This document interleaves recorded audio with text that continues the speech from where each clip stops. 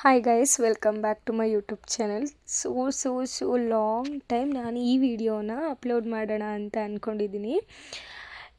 ಏನೋ ಗೊತ್ತಿಲ್ಲ, ವೀಡಿಯೋಸ್ನ ಅಪ್ಲೋಡ್ ಮಾಡೋಕ್ಕೆ ಆಗ್ತಾಯಿಲ್ಲ. ಮತ್ತು ಕೆಲವೊಂದು ವೀಡಿಯೋಸ್ನ ಮಾಡಿ ಇಟ್ಕೊಂಡಿದ್ದೀನಿ, ಬಟ್ ಎಡಿಟ್ ಕೂಡ ಮಾಡೋಕ್ಕಾಗ್ತಿಲ್ಲ. ಈ ವ್ಲಾಗ್ ಬಂದು ನನ್ನ ಒಂದು ನಾನ್ ಬ್ರೈಡಲ್ ವರ್ಕ್ ಇದ್ದದಂಥ ಟೈಮಲ್ಲಿ ನಾನು ಅರ್ಲಿ ಮಾರ್ನಿಂಗ್ 5 o'clock ಎದ್ದು ಸ್ವಲ್ಪ ನನ್ನ ರೂಮ್ ಮಾತ್ರ ಕ್ಲೀನ್ ಮಾಡಿದ್ದು. ಬೇರೆ ಯಾವುದೂ ಕ್ಲೀನ್ ಮಾಡ್ದಲೇ ಹಾಗೆ ಹೋದೆ, ಬಿಕಾಸ್ ಮಮ್ಮಿ ಮಾಡ್ಕೊತಾರೆ ಅಂತ ಹೇಳಿ.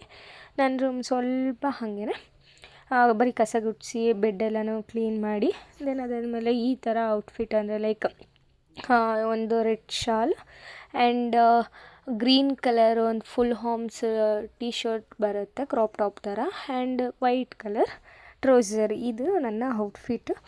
ಇವತ್ತು ನನಗೆ ಆರ್ಡರ್ ಇರೋ ಅಂಥದ್ದು, ನಾನು ಹರ್ಷು ಇಬ್ಬರು ಕೂಡ ಹೋಗ್ತಾಯಿದ್ದೀವಿ. ಹೊಸಪುರ ಅಂತ ಹೇಳಿ, ಹಾಸನ ಅಂದರೆ ಮೀನ್ಸ್ ಆಲೂರು ನಿಯರ್ ಬರುತ್ತೆ, ಅಲ್ಲಿಗೆ ಹೋಗ್ತಾಯಿದ್ವಿ. ಹಾಗೆ ನಾನು ಮೆಹಂದಿ ಹಾಕ್ಕೊಂಡಿದ್ದು ಕಂಪ್ಲೀಟ್ ಹ್ಯಾಂಡ್ಗೆ ಹಾಕ್ಕೊಂಡಿದ್ದೆ. ನನಗೆ ತುಂಬ ಇಷ್ಟ ಆಯಿತು ಮೆಹಂದಿ. ನಾನು ಇವಾಗ ಕೂಡ ಮೆಹಂದಿನ ಪ್ರಾಕ್ಟೀಸ್ ಮಾಡ್ತಾಯಿದ್ದೀನಿ.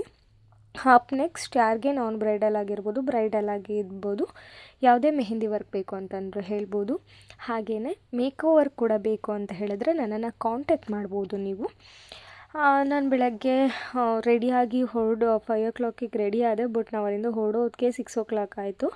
ಅಪ್ಪನೇ ನನ್ನನ್ನು ಡ್ರಾಪ್ ಮಾಡ್ತೀನಿ ಅಂದರು, ಬಿಕಾಸ್ ಸಂಡೇ ಆಗಿರೋದ್ರಿಂದ ಅಪ್ಪ ಮನೆಯಲ್ಲೇ ಇರ್ತಾರೆ. ನನ್ನ ಕಣ್ಣು ಫೇಸು ಕಂಪ್ಲೀಟಾಗಿ ಬೇಗ ಎದ್ದಿದ್ದ ಕಾರಣ ಪಫಿ ಥರ ಅನ್ನಿಸ್ತಿತ್ತು. ಸ್ವಲ್ಪ ಹಿಂಸೆ ಅನಿಸುತ್ತೆ ನನಗೆ, ಆ ಥರ ಎಲ್ಲ ಇರೋಕ್ಕೆ ಅಷ್ಟು ಇಷ್ಟ ಆಗಲ್ಲ, ತಲೆಯೆಲ್ಲ ನೋವುತ್ತೆ. ಹಾಗೆಯೇ ಹಣೆ ಮೇಲೆ 2 ಪಿಂಪಲ್ ಕೂಡ ಬಂದ್ಬಿಟ್ಟೈತೆ ನನಗೆ. ನಮ್ಮನೆಯಿಂದ ನಾನು ಹೋಗಬೇಕಾಗಿದ್ದ ಲೊಕೇಶನ್ ಮೀನ್ಸ್ ಮೇಕೋರ್ ಲೊಕೇಶನ್ ಅಲ್ಲ, ಹರ್ಷು ನಾನು ಒಂದೇ ಪ್ಲೇಸ್ಗೆ ಬರೋಣ, ಅಲ್ಲಿಂದ ಇಬ್ಬರು ಜೊತೆಲೇ ಸ್ಕೂಟಿಲಿ, ಹರ್ಷು ಸ್ಕೂಟಿಲೇ ಹೋಗೋಣ ಅಂತ ಪ್ಲ್ಯಾನ್ ಇದ್ದಿದ್ದಲ್ವ. ಸೊ ಆ ಲೊಕೇಶನ್ಗೆ ಹೋಗೋಕ್ಕೆ ಜಸ್ಟ್ 10 minutes ಅಷ್ಟೇ ನಮಗೆ ಟೈಮ್ ತೊಗೊಳ್ಳೋದು, ಬಿಕಾಸ್ ಹತ್ರ ಇದ್ದಿದ್ದ ಕಾರಣ ನಾವು ಆಲ್ಮೋಸ್ಟ್ 6:10 ರೀಚ್ ಆಗಿದ್ವಿ. ಅದಾದಮೇಲೆ ಹರ್ಷು ನನಗಿಂತ ಮುಂಚೆನೇ ಬರ್ತಾಳೆ ಅಂತ ಅಂದ್ಕೊಂಡಿದ್ದೆ, ಬಟ್ ಅವಳು ಬಂದೇ ಇರಲಿಲ್ಲ.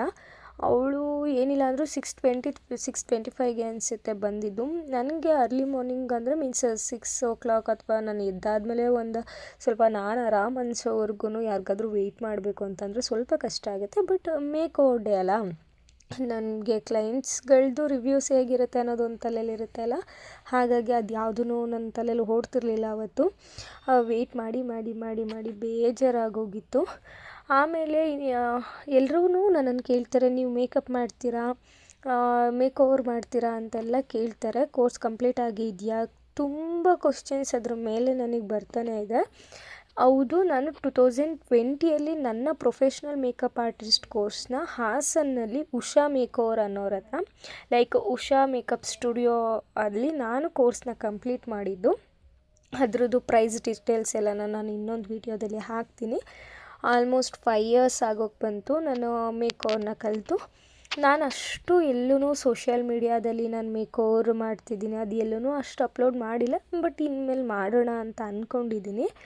ನಿಮ್ಗಳಿಗೆ ಯಾರಿಗಾದ್ರೂ ನನ್ನ ಒಂದು ಮೇಕ್ ಓವರು ಅಥವಾ ನಿಮ್ಮ ಬಿಗ್ ಡೇಗೆ ನಮ್ಮ ಮೇಕ್ ಓವರ್ನ ನೀವು ನೋಡಬೇಕು ಅನ್ನೋದಿದ್ದರೆ ಖಂಡಿತ ಅಮೂಲ್ಯ ದಾಸ್ ಅಂತ ಹೇಳಿಬಿಟ್ಟು ಇನ್ಸ್ಟಾ ID ಇದೆ, ಅದಕ್ಕೆ ನನಗೆ DM ಮಾಡಿ ಕಂಪ್ಲೀಟ್ ಎಲ್ಲದನ್ನು ಕೂಡ ಡಿಟೇಲ್ಸ್ನ ಕೊಡ್ತೀವಿ.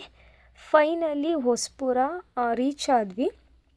ರೀಚ್ ಆಗಿದ ತಕ್ಷಣವೇ ಅವ್ರು ಹೇಳಿದ್ದು ಕರೆಂಟ್ ಹೋಗಿಬಿಡುತ್ತೆ, ಸೊ ದಟ್ ಬೇಗ ಮಾಡ್ಕೊಂಬಿಡಿ ಅಂತ ಹೇಳಿ. ಹಾಗಾಗಿ ನಾನು ಕ್ರಿಂಪ್ ಮಾಡಿದೆ. ಅದು ಬಂದು ಬೀಗ್ ರೂಟದ ನಾನ್ ಬ್ರೈಡಲ್ಸ್ ಆಗಿರೋದ್ರಿಂದ 3 ಜನ ಕೂಡ ನಾನ್ ಬ್ರೈಡಲ್ಸೇ, ಹುಡುಗಿ ಕೂಡ ಸೇರಿ.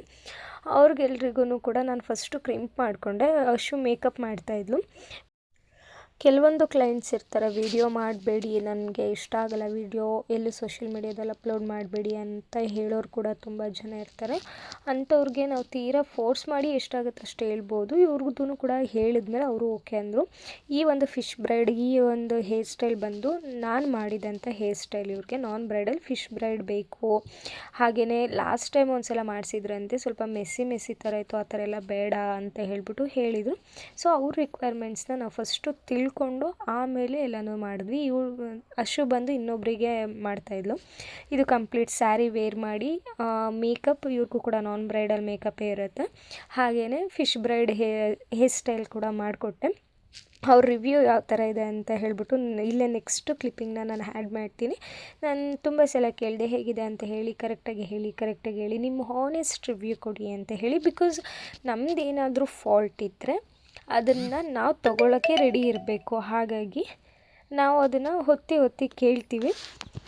ದೆನ್ ಅದಾದಮೇಲೆ ಅವರು ಬೇಗ ಲೇಟಾಗಿದೆ ಅಂತ ಹೇಳಿ ಹೊರಟ್ಬಿಟ್ರು. ಈ ಮೇಕ್ ಓವರ್ ಬಂದು ಹಶು ಮಾಡಿದಂಥ ಮೇಕಪ್ಪು. ಸ್ಯಾರಿ ಬಂದು ನಾನು ವೇರ್ ಮಾಡಿದಂಥ ಸ್ಯಾರಿ ಇದು.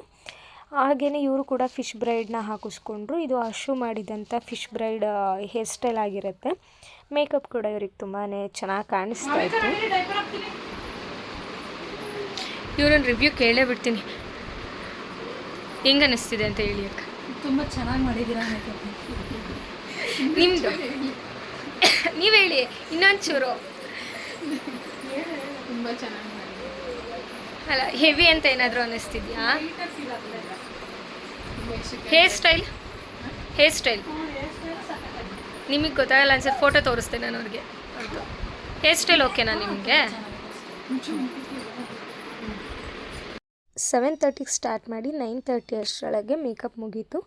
ಸೊ ಇಷ್ಟು ನನ್ನ ಒಂದು ನಾನ್ ಬ್ರೈಡಲ್ ಲುಕ್ಗಳು ಯಾವ ಥರ ಇರುತ್ತೆ ಅನ್ನೋದು ನಿಮಗೊಂದು ಐಡಿಯಾ ಸಿಕ್ಕಿರುತ್ತೆ. ಈ ವಿಡಿಯೋ ಇಷ್ಟ ಆದರೆ ಲೈಕ್ ಮಾಡಿ, ಶೇರ್ ಮಾಡಿ, ಕಾಮೆಂಟ್ ಮಾಡಿ. Thank you so much.